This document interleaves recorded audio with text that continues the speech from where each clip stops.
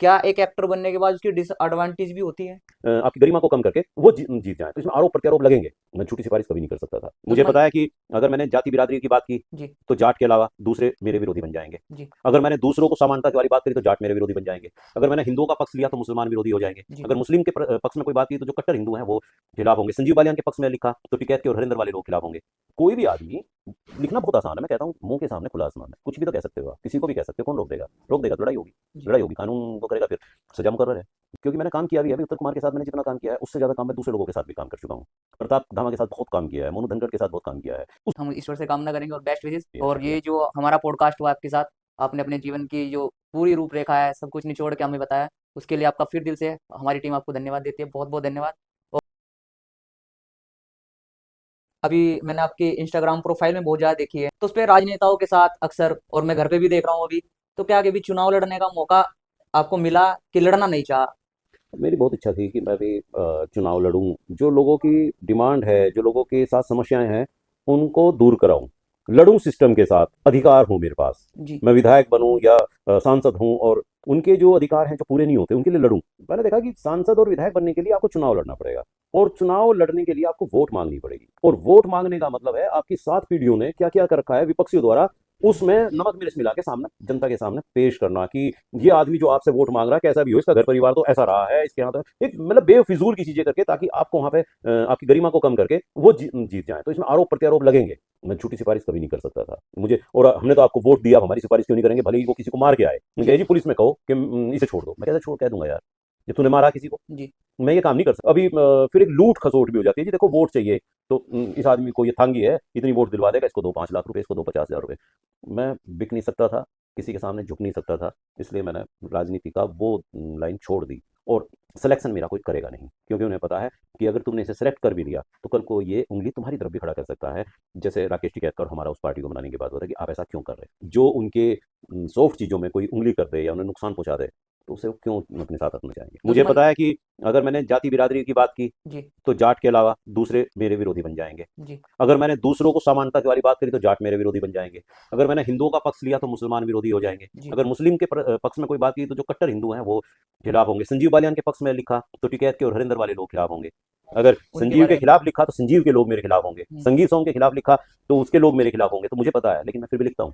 सबसे बड़ा कारण है बारे में जो भी उत्तर हैं वो खुद मैं अपने आप ही देता हूँ। मुझे पब्लिक की बहुत ज्यादा ये परवाह नहीं रहती, क्योंकि मुझे पता है वो तो आज आपको कितना ही प्यार सम्मान दे रही हो, कितना ही प्यार कर रही हो, छोटी सी बात भी हो गई, वो आपकी सब चीजें तरफ फेंक के आपको गालियां देने लगेगी। क्या एक एक्टर बनने के बाद उसकी डिसएडवांटेज भी होती है?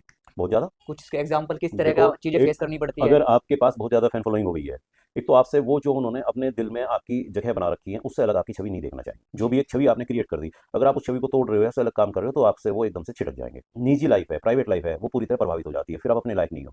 आज मेरा मन कर रहा है कि तू जाके कहीं पे पानी पतासे खा ले या सब्ज़ी खरीद ला आज घर की, तो नहीं खरीद सकता। मुझे पता है वहाँ से, अरे ये तो बालियान है, अरे जो उत्तर के फादर बनते हैं, अरे जो फ़िल्म में काम करते हैं, अरे ये तो सब्ज़ी खरीद रहे हैं। एक नेचुरल लाइफ़ है, तो वो प्रभावित हो जाती है। आपको हमेशा एक बचना पड़ता है पब्लिक से, तो आप अपने निजी काम नहीं कर सकते। आप बस पब्लिक के हो तो पब्लिक के रह जाओगे। चित्रा त्रिपाठी हैं, आप उत्तर कुमार हैं, या आप कोई भी हैं, अगर आप उन्हें देखोगे तो उनके बारे में वही दर्शक जो इतना प्यार देते हैं, कोई भी एक बात पे पता नहीं क्या-क्या लिखते रहते हैं। आप मोदी की अगर देखोगे कोई पोस्ट, तो उसपे पक्ष में और विपक्ष में क्या-क्या नहीं देखने को मिलेगा। कोई भी आदमी, लिखना बहुत आसान है, मैं कहता हूँ मुँह के सामने खुला आसमान है, कुछ भी तो कह सकते हो आप, किसी को भी कह सकते हो, कौन रोक देगा? रोक देगा तो लड़ाई होगी। जी। लड़ाई होगी, कानून वो करेगा, फिर सज़ा मुकर्रर है।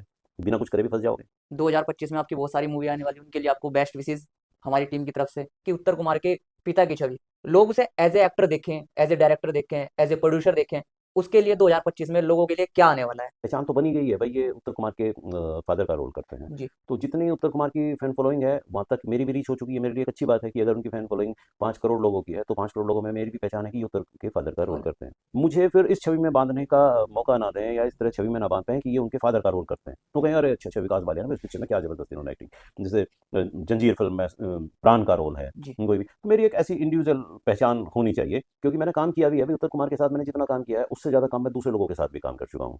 प्रताप धामा के साथ बहुत काम किया है, मोनू धनखड़ के साथ बहुत काम किया है। उससे भी अलग एक पहचान होनी चाहिए, क्योंकि उनके फादर का तो एक ही चीज़ होगी ना, फादर तो अपनी औलाद को थोड़ा बहुत ही इधर-उधर कहता रहेगा, भई ऐसा कर ले, वो कर ले। मैं उससे ज़्यादा करना चाहता हूँ। है, कर भी रहे हैं। मुझे लग भी रहा है कि मैं कर सकता हूँ। जी, मुझे बहुत फ़ोन्स आते हैं, बहुत लोग बताते हैं कि सर आप पिता का रोल करते हैं, बहुत अच्छे हैं, लेकिन जो आपके इमोशनल रोल हैं, वो बहुत शानदार होते हैं। अंदाता गाना में आप देखेंगे तो मैंने किसान की भूमिका की है, वो किसान मर जाता है लास्ट में, वो गाना देख के रोते हैं लोग। और मैंने जितना भी उसमें डायरेक्शन मेरी है, उसके लिरिक्स में मैंने योगदान दिया है, उसमें एक्टिंग में भी मैंने योगदान दिया है, प्रोडक्शन हाउस हमारा है। तो चीज़ें बदलने के लिए कर रहा हूँ। 2024 मेरे लिए सिर्फ सर्वाइव करने का था, जिंदा रहने का था, क्योंकि रहा भी मैं बीमार हूँ, बहुत ज़्यादा बीमार रहा हूँ।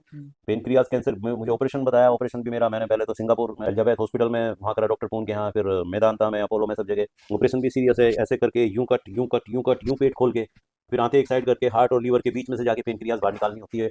और ये एक ओपन हार्ट सर्जरी से भी ज़्यादा टिपिकल ऑपरेशन है। तो ये ऑपरेशन मेरा होना था, सबके बीच में जिंदा रहना ही 2024 में सबसे बड़ी चुनौती थी। और पैरालिसिस हुआ, फिर मुझे पता भी नहीं लगा, देखो फिर भी इधर उधर करता रहा। पहले आंखों पे पैरालिसिस आया, चेहरे पे आया, फिर पेट पे आया, फिर पैर पे आया, और मुझे पता भी नहीं चला। 8-10 दिन बाद मैं आंखें दिखाने के लिए गया डॉक्टर के पास कि भाई आंखों से पानी क्यों नहीं बंद हो रहा, तो उन्होंने कहा देखने के बाद सब चीज़ की आपको तो पैरालिसिस है। फिर पता लगा रहे तुमने तो इतने दिन से काम ही नहीं कर रहा है। तो जूझता रहा मैं पूरा पूरा सिस्टम से। घर वालों ने प्यार दिया, बच्चा पूरा परिवार सब साथ रहे, बेटी बेटा बहू दामाद माँ। मेरी माँ बहुत बीमार थी, लेकिन पूरा साल उन्होंने मेरे पास बैठ के बहुत प्यार दिया है। और एक दिन आके रोई मेरे पास कि बेटा तुझे अगर कुछ हो गया तो मेरा फिर कौन है। तो मुझे लगा यार जिंदा रहना चाहिए। फिर मैंने ईश्वर से कहा कि अगर है कुछ प्राण तो फिर सही सही कर दो, क्यों, और ले जाना तो ले जाओ भाई, है तो तुम्हारी। तो जी, फिर ये सब चीज़ होते हैं। अब 2024 जा रहा है, तो 2025 में बहुत कुछ करने की इच्छा कर रहा हूँ, और छवि भी बदले और अच्छे काम भी करूँ, ज़रूर लोगों बदलेगी। को काम भी दूँ। मेरी प्लान तो यही है कि मैं इस बार भी 100 लोगों को काम दे चुका हूँ, बहुत कम काम उसमें भी, और आगे इस साल और भी ज़्यादा लोगों को काम दूंगा। बहुत अच्छी मूवीज़ वगैरह भी मेरी आएंगी, बस शरीर ठीक रहे और उम्र बनी रहे। बिल्कुल, हम ईश्वर से कामना करेंगे और बेस्ट विशेज़। शुक्रिया और शुक्रिया। ये जो हमारा पॉडकास्ट हुआ आपके साथ, आपने अपने जीवन की जो पूरी रूपरेखा है, सब कुछ निचोड़ के हमें बताया, उसके लिए आपका फिर दिल से हमारी टीम आपको धन्यवाद देती है। बहुत-बहुत धन्यवाद। और अगर कुछ भी आपको पूछना है, आप कमेंट बॉक्स में बताएँ, हम आपके उन सवालों को लेकर फिर बात करेंगे। और इससे पहले आप चैनल को सब्सक्राइब ज़रूर कर लें।